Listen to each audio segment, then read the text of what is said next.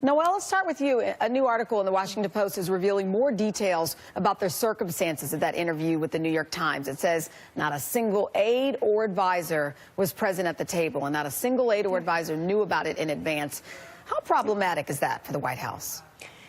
Well, first of all, you've got to understand Mar-A-Lago. Mar-A-Lago, I've been there several times. It's a fantastic club. It's a beautiful club. And he's relaxed there. He's at home there. I mean, he lives there. And there are a lot of staff there. There are a lot of people that are around there. But when Donald Trump is talking to someone or he's doing something, they'll hold back. I mean, he is the king of Mar-A-Lago. And I think what the interview showed is that he was relaxed.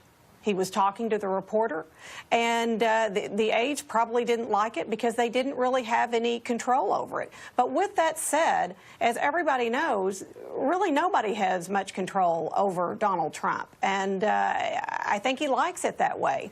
And you know, he's gotten a lot of things passed. He's gotten a lot of good things done, and Mar-A-Lago is his stomping ground. So you know, I'm sure that the aides, I'm sure a lot of people did not like that, but you've got to understand the atmosphere of Mar-A-Lago is very relaxed, and, have you been there? He's at home. Sorry to interrupt. Have you Yes, been? I've been there several. I have, and it's beautiful. It's a wonderful place, and you know, I've known many members there, and I've gone there, and it's a relaxing, beautiful place. And not only that, but a lot of the people that work there, a lot of the staff, have been there many years, and he's very good to his employees.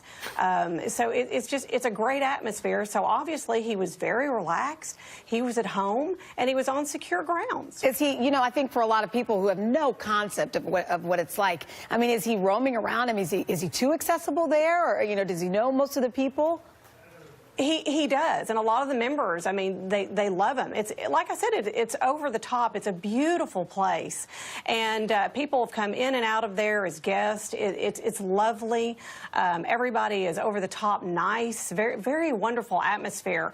And you know, this is where he's been coming for many winters. A lot of people from, you know, the East Coast come down to Florida, and you know, this is where he lives. You know, his family comes. You know, the children and his grandchildren, and it's a lovely property, and he feels at home there. So you've got to understand the atmosphere of Mar-A-Lago. Let me take it a step further, Peter. That report also took a closer look at how the president spends his time there at Mar-A-Lago, and it's like she just mentioned. You know, it says on Christmas Eve, Trump actually walked to the buffet and made his own plate, providing guests with yet another opportunity to interact with the president. You worked for 3 different administrations. What do you think the reaction is inside the White House when they learned about these kinds of interactions? And I will say this, is there an argument to be made that perhaps it's a good thing? You know, we often say we don't want our presidents living in a bubble, if you will. Is it good that he can kind of be out and about with people? It's always great for the president to be out and about with the people. I wouldn't say that Mar-A-Lago hosts normal, average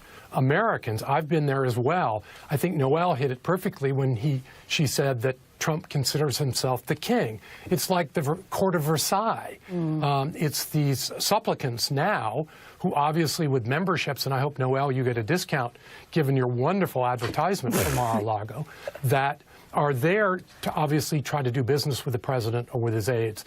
I love when presidents get out amongst the people, but going to Mar-A-Lago is very different than Obama going to a fast food chain and talking to the people who are barely making a living flipping hamburgers. So, Peter, I guess what I was trying to say, if you're one of his aides, then are you frustrated by this? Well, if you are, then you really need to start practicing this mantra: let go, let Trump, let go, let Trump. Because at this point, after a year, if you haven't gotten your Trump legs, so to speak, the way mariners get their legs when they've been at sea a long time, then probably you should look for a different job. Ooh, Noelle, I want to ask you about a different Washington Post report that crunched some numbers from the New York Times interview. It found that President Trump made 24 false or misleading claims in just the span of 30 minutes. Is there any defense for that? No. Well, you know, the interview was off the cuff. The interview was relaxed. You know, and if Trump feels like he made a mistake on something, or if he feels like he wants to correct something he said in the interview, he's got a right to correct himself if he wants to. And if he doesn't believe what he said was not a fact, then so be it. And I can't speak for him. And really, there are no, as far as I know today, there are no Republican talking points on that interview. So, you know, with that said, I don't want to speak on behalf of the administration or Trump or the interview. But like I said, you know, he has a chance, if he feels like something was incorrect, to correct it if he wants to. Do you think that, you know, critics will say sometimes he intentionally, misstates the facts to almost create new facts? I hate to say that, but that's what they say. Well, I mean, you know, this president is very different. This president prides himself on not being political. So, you know, I know that's a weak argument, but he doesn't. He's a businessman. He's a real estate mogul.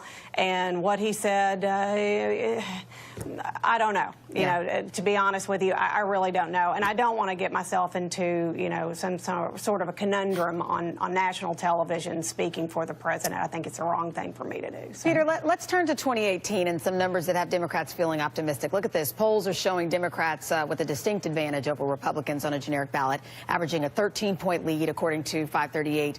But you co-authored a piece recently for the Huffington Post titled "Democrats Are in Denial, Still in Denial."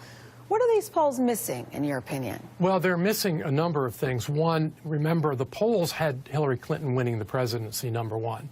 Number two, cell phones. Number three, young people. And so ultimately, I don't believe in the polls any longer. And what Democrats are missing, that if we're going to rely on history, because history's on Democratic side in terms of midterm elections, and second, if we're going to rely on anti-Trump to win back the Senate and the House, then we're in somewhat of a delusional state, much like somebody thinking that yelling at a brown bear who's got a cub is going to keep an attack at bay. We need more than just yelling, and I don't see any evidence of that, except Democrats on the House side are identifying and recruiting candidates for every targeted district, and Republicans have not. That's where the hope is, in my mind, not so much in the polls. Noel, Democrats need to flip 24 seats to gain control of the House and just 2 seats to gain control of the Senate. How worried should Republicans be about losing their majority? And then what's their move, their best move, in your opinion, at this point? Well, the best move, in my opinion, and by the way, I never agree with Peter, my counterpart, and I do. He made a fantastic argument, and I agree with him about the polling and about about the polling and about how Democrats, you know, are not looking. They need to look beyond. Well, I thought it was interesting because wasn't there, Peter? Did you mention? I don't know if I heard you correctly, that there's a percentage of young people who are missing from that polling. Yes. I thought, but wouldn't they skew on the Democratic side? Yes, if they turn out and vote. But we had a big problem in 2008 and then again in 2012.